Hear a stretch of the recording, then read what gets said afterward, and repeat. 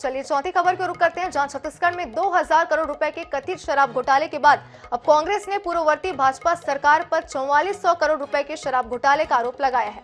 कांग्रेस के संचार विभाग के प्रमुख सुशील आनंद शुक्ला ने आरोप लगाया है कि छत्तीसगढ़ में दिल्ली की तरह आबकारी नीति बदल गई है। साथ ही 2012 से 2017 तक शराब के जरिए कुल 4400 करोड़ का घोटाला कर राजस्व का नुकसान पहुंचाया गया। कांग्रेस ने इस कथित घोटाले के लिए पूर्व मुख्यमंत्री डॉक्टर रमन सिंह, तत्कालीन आबकारी मंत्री और आबकारी सचिव को जिम्मेदार ठहराते हुए ईडी और एसीबी से इनके खिलाफ जांच करने की मांग की है। बताया जा रहा है कि महालेखाकार ने समय समय पर इस राजस्व क्षति की ओर इंगित भी किया था।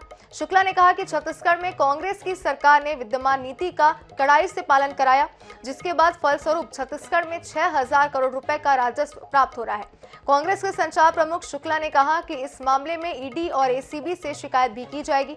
बता दें कि ईडी ने हाल ही में छत्तीसगढ़ में 2000 करोड़ रुपए के शराब घोटाले का दावा किया है। इस मामले में कुछ गिरफ्तारियां भी हुई है और आगे की कार्रवाई जारी है। समझा जाता है कि कांग्रेस ने इसी के जवाब में पूर्ववर्ती सरकार पर हमला बोला है।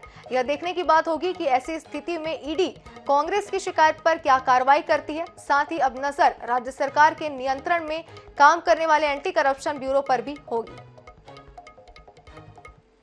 रमन सिंह की सरकार ने वर्ष 2012 से 17 के बीच शराब के ठेकेदारों से मिली भगत करके लगभग 4400 करोड़ रुपए का भ्रष्टाचार किया था। यही नहीं, रमन सिंह ने अपने कार्यकाल में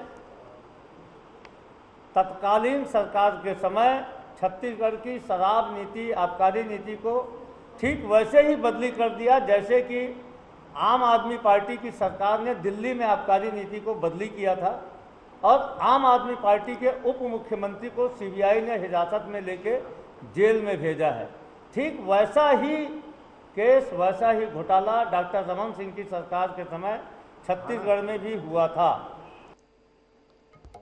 तो आपको बता दें कि लगातार आप देख रहे हैं किस तरीके से राजनीति जो है वो भ्रष्टाचार को लेकर भी की जा रही है। बता दें ईडी ने पहले कांग्रेस पर आरोप लगाया था 2000 करोड़ रुपए के घोटाले का, और उसके बाद आप देख सकते हैं किस तरीके से बीजेपी पर जो है कांग्रेस ने साफ तौर पर आरोप लगाया। पूर्व मुख्यमंत्री रमन सिंह की जब सरकार थी, भाजपा की सरकार जब थी छत्तीसगढ़ में, तो 4400 करोड़ रुपए का घोटाला जो है ये किया गया था। इस तरीके के आरोप लगाते हुए नजर आ रहे हैं। तो आपको बता दें कि शराब को लेकर भी राजनीति अब नजर आ रही है और आरोप प्रत्यारोप का दौर जो है वो शुरू हो चुका है, जहां शराब घोटाले पर कांग्रेस और बीजेपी दोनों ही अब आमने सामने नजर आ रही है। हालांकि ईडी की क्या कार्रवाई होगी, कांग्रेस के इन आरोपों पर क्या ईडी का जवाब आता है और आगे ईडी क्या कार्रवाई करती है, ये बिल्कुल देखने वाली बात होगी। लेकिन क्योंकि आगामी विधानसभा चुनाव जो है छत्तीसगढ़ में वो बेहद ही नजदीक है, तो कई तरीके के कयास जो है वो लगाए जा रहे हैं कि शायद चुनाव को लेकर के जो है इस तरीके से आरोप प्रत्यारोप लगाए जा रहे हैं। पहले कांग्रेस पर लगा शराब घोटाले को लेकर के आरोप, तो कांग्रेस ने अपने बचाव पक्ष में बीजेपी पर आरोप लगाए हैं।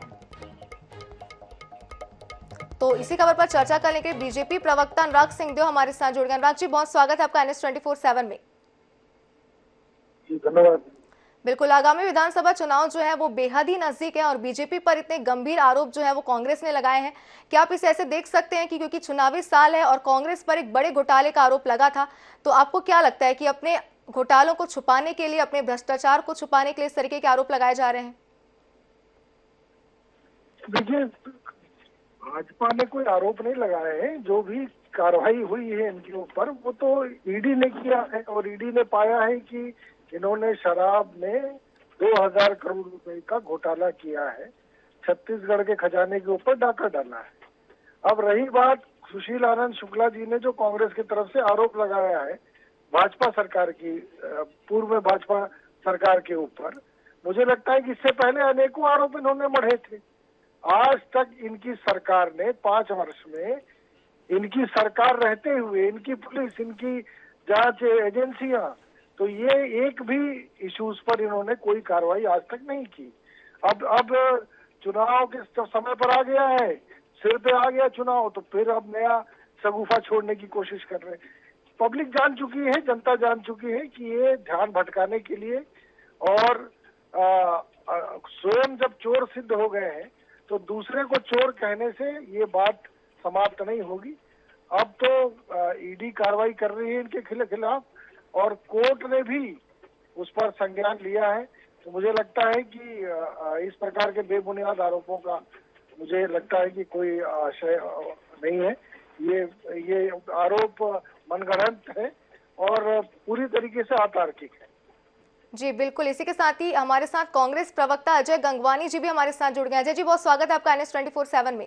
धन्यवाद जी। बिल्कुल, जिस तरीके से शराब घोटाले की बात यहाँ पर हो रही है, 4 साल से कांग्रेस की सरकार है, लेकिन जब कांग्रेस पर आरोप लगा शराब घोटाले को लेकर के 2000 करोड़ का, उसके बाद कांग्रेस जो है वो भाजपा पर हमलावर हो गई है, तो क्या किस तरीके से इसे आप देखते हैं? क्या छुपाने के लिए, अपने घोटालों को छुपाने के लिए इस तरीके से आरोप लगाए जा रहे हैं?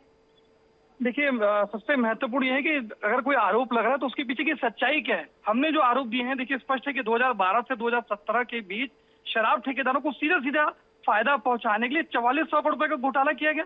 हमने जो आज प्रेस कॉन्फ्रेंस दी है उसमें सारे डिटेल दिए हैं किस प्रकार से फायदा पहुंचाने के लिए ठेकेदारों को, उनके उत्पाद को IMFL, Indian made for foreign liquor की कैटेगरी में शामिल करते हुए लगातार 2012 से 2017 4400 करोड़ का घोटाला। इसके पहले भी छत्तीसगढ़ का नाम घोटाला, इसके पहले चिटफंड घोटाला।